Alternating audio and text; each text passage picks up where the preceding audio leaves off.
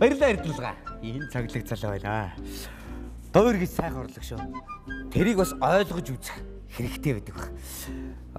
Нөгөө Чапи шүү дээ жүжигчин. Тэр нэг ингэ бичсэн байсан. Дуурд очиж амардаг. Тэнд очиж унтдаг томчуудаа. Гэртээ очиж унтж байгаа чи жүжигээ ойлгохгүй штэ. Ойлгож үзээ чи ичмэр ингэ бичсэн байлээ. Энэ бас нэг бодооштой асуудал байгаа шүү. Энэ Twitter, Facebook гэсээс одоо та бүхэндээ би шеэрлэрээ болгоно гэх юм. Шеэрлэрээ, шеэрлэрээ.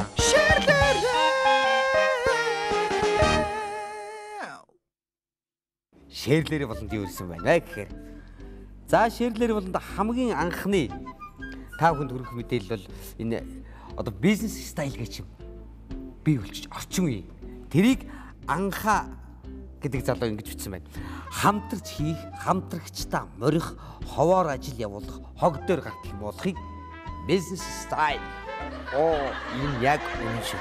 Монголчууд дээшээ гарах гэж байгаа болгоно доош нь дараал гэдэг юм. Ухчин дарна гэдэг нь Монгол ойлгож хэлсэн. Ингэж болохгүй. За бас нэг ийм мэдээлэл ирсэн байсыг би бүр бичээд авцсан. Одоо бүр амар хүмүүстэй арай дураараа болжээ. Одоо энэ шарын шашин мишин гэдэг чинь ингэж хамаагүй байж болохгүй бах шүү. Нэгэн жижиг хийдийн үүдэн дээр бүр тариф гаргацсан байна. За одоо сонсч тариф нь юу гэсэн байна гэхэд гэр бүл салгад 72,000 төгрөгөө. Одоо гэр бүлээ салгахын тулд ламдар очоод 72,000 төгрөгөөр салгах юм шүү. Уг нь нийлүүлэх хэрэгтэй үстэй. Ичмэрээ. За шүү. Хүүхдтэй болохын тулд та 52,345 төгрөг өгөөл тэгээ шууд хүүхдтэй болно гэж. Тэр аав нь байна уу, байхгүй байна уу хамаахгүй ганцаархнаа олч ламдар 52,345 төгрөг өгөөл тэр хүүхдтэй болчихно. Энэ байж болох уу? За тэгэх юм бол шүү дээ. Заяаны ханиа дуудуулах та бол ихнэр хайж өөрөө гангарч тэр ихнэртэй болохын төлөө оюун бодол санаа сэтгэл бие хаагаа зориулах ямар ч хэрэг байхгүй. Ламдар очоод 50,000 төгрөг өгөөл тэгэл маргааш нь авгаатай болчихно. Нэг бол нөхөртэй болчихно. Энэ одоо мөн үү? Би ба штэ. Нэг лаанд 200-тай болохын тулд тэр хийд дээр очоод 5,000 төгрөг өгөхөд 4,930 төгрөгөөр тэгээ би лаанд унтсан да. Лаггайхна штэ. Юус ажлыг шаарддаг байхгүй. Ламдар мөнгө авч өгөөл тэгэл ном уншуулаад тэгэл хамаг амьдралаа шийдвүүлчих. Энэ байж байна. Энийг шеэр дээр. Энийг бол оргил бичиж өгсөн байна биднэрт. Энэ үнэн мэдээлэл шүү. За бас дараагаар одоо манай Твиттерт байгаа жиргээчд маань энэ Монгол киногоор айгүй их жиргдэг болчихжээ. За юу вэ гэхээр ирсэн зэрэг байна штэ.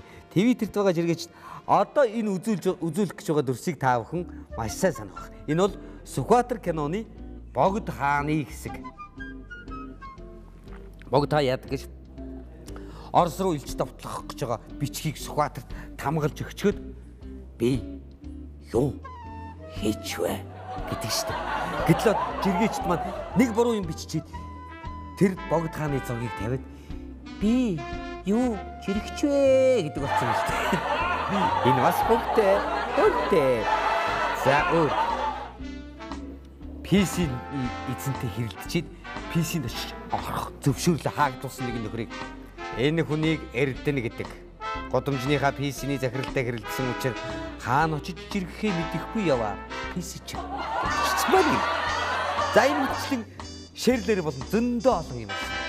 Ээжүүд мань цайныхаа ээжийг хол байгаа хүүдээ, үр хүүхэдтэй ах トゥ хамаатан сатандаа өргөдөг. Сайхан заншилтай.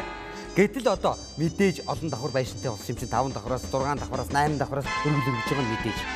Та бүхний энэ харж байгаа зурган дээр туссан энэ цацлууд энэ өргөсөн сүү бол ээжийн сүү. Магадгүй ээжийн биш. Тагтааны өргөлж байж магадгүй, болчмрын өргөлж байж магадгүй. Хөөрхий юм уу? Машин хүн өргөл дарагдчихсан таацтай биш ээ. Нэгнийхээ идэвхрийг хайр хүндрийг та